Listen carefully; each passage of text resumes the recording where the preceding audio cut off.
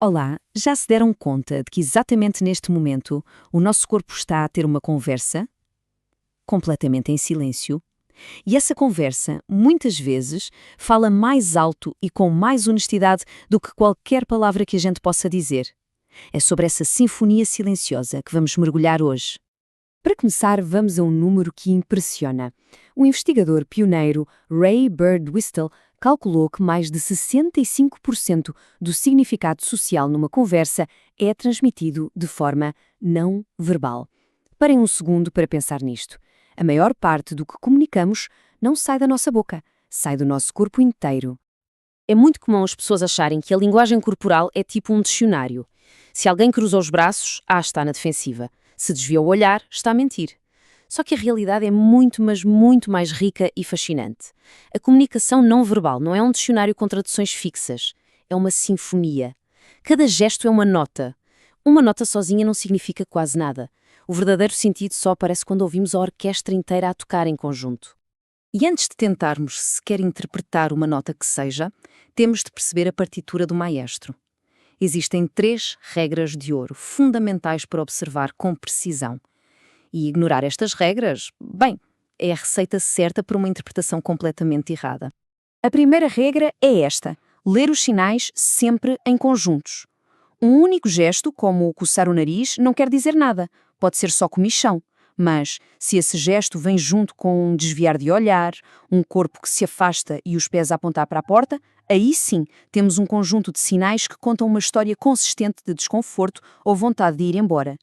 A força está na consistência de vários sinais. Segunda regra: é preciso encontrar a linha de base de cada pessoa. Todos nós temos as nossas manias, os nossos tiques. Há quem seja naturalmente mais inquieto, outros falam muito com as mãos. O segredo não está no comportamento em si, mas na mudança a partir do estado normal e relaxado da pessoa. Se alguém que é super calmo, de repente começa a abanar a perna sem parar quando se toca num certo assunto, essa mudança sim é muito significativa. E finalmente, a regra mais importante de todas: o contexto é rei. Onde estamos, com quem estamos, a nossa cultura, tudo, absolutamente tudo, muda o significado de um sinal. Braços cruzados podem ser defensivos, claro, mas também podem simplesmente significar que a pessoa está com frio. O contexto manda em tudo. Ok, vamos começar pelo instrumento mais expressivo da nossa orquestra, o rosto. Ele é o nosso violino principal capaz de tocar uma gama incrível de emoções. Mas atenção, é também um instrumento que, desde pequenos, somos treinados a controlar. É nossa ferramenta de diplomacia social, muito boa a esconder o que realmente sentimos.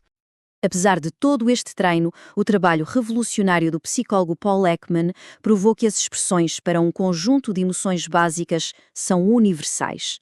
Não importa se estamos em Tóquio ou numa tribo isolada na Nova Guiné, a cara de alegria, de tristeza ou de raiva é a mesma e é reconhecida por todos. Faz parte da nossa herança biológica partilhada. Então, como é que se distingue uma emoção genuína de uma fabricada? O sorriso é um exemplo perfeito. A referência científica para a felicidade verdadeira é o chamado sorriso de Duchenne. É aquele sorriso que não conseguimos fingir de forma convincente, porque ativa músculos que não controlamos de forma consciente. A diferença é subtil, mas fascinante.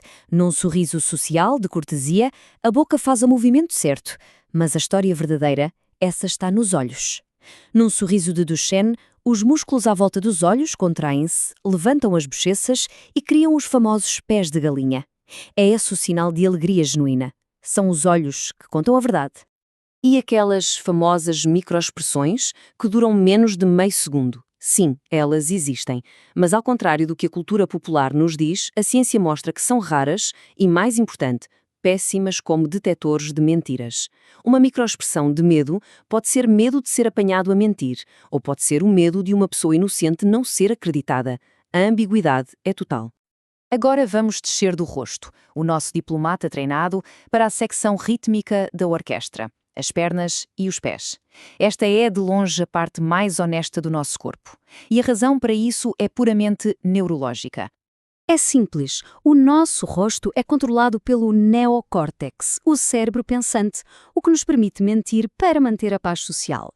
Mas as nossas pernas e os nossos pés são controlados pelo cérebro límbico, o nosso cérebro mais antigo, focado em sobrevivência. Perante uma ameaça, ele prepara-se instantaneamente para lutar, fugir ou congelar. E são as pernas que executam essa ordem, muitas vezes antes mesmo da gente se aperceber. E como é que isto se vê na prática? Na nossa postura. Uma postura expansiva, com as pernas mais afastadas, é um sinal primitivo de confiança. É uma forma de reivindicar território e projetar poder. Pelo contrário, uma postura contractiva, com as pernas e pés juntos, ocupa menos espaço e sinaliza submissão, insegurança ou respeito. É a postura típica que se adota perante uma figura de autoridade. E aqui está um dos segredos mais interessantes da linguagem corporal. Os pés funcionam como um vetor de intenção. Basicamente, eles apontam para onde a mente quer ir. Se os pés de alguém estão virados na nossa direção, ótimo, essa pessoa está interessada. Se estiverem a apontar para a porta, o cérebro límbico dela já decidiu que quer sair dali, mesmo que a boca continue a conversa por educação. Já entendemos os instrumentos, certo? Agora vamos falar da acústica da sala de concertos. A forma como usamos o espaço à nossa volta, aí se chama-se prosémica, muda completamente a forma como a música da nossa comunicação é percebida. O antropólogo Edward T. Hall descobriu que nós temos 4 zonas de espaço que regulam as nossas relações. A zona íntima, para os mais próximos, a pessoal, para amigos, a social, para colegas de trabalho, e a pública, para discursos. A distância que mantemos é um regulador social super poderoso e silencioso, e quando alguém invade a nossa zona sem permissão, o desconforto é imediato. E isto leva-nos de volta à regra mais importante de todas. O contexto é rei, especialmente o contexto cultural. A ideia de um dicionário universal de gestos não só é errada, como é perigosa. O sinal de ok, que para nós é positivo, no Brasil ou na Turquia é um insulto grave. O sinal de V de vitória, se for feito com a palma da mão virada para dentro, é extremamente ofensivo no Reino Unido. Nunca, mas nunca, se deve assumir que um gesto significa a mesma coisa em todo o lado. Então, depois de explorarmos o rosto, o corpo, o espaço, como é que juntamos tudo isto? Como é que aprendemos de facto a ouvir a sinfonia silenciosa do corpo? No fim de contas, o objetivo de entender a comunicação não verbal não é transformarmos-nos numa espécie de detetor de mentiras humano. Isso é uma fantasia. O verdadeiro objetivo é sermos comunicadores com mais empatia e percepção. É sobre saber ouvir a harmonia, quando as palavras, o tom e o corpo contam a mesma história, e notar a dissonância, quando contam histórias diferentes. E é essa dissonância que nos convida a fazer melhores perguntas e a criar uma ligação mais profunda. E para terminar, deixo uma reflexão. Neste preciso momento, o nosso corpo está a contar uma história. A nossa postura, a posição dos nossos pés, a nossa expressão. A questão não é apenas se conseguimos ler os outros, mas se estamos de facto a ouvir a história que o nosso próprio corpo nos está a contar.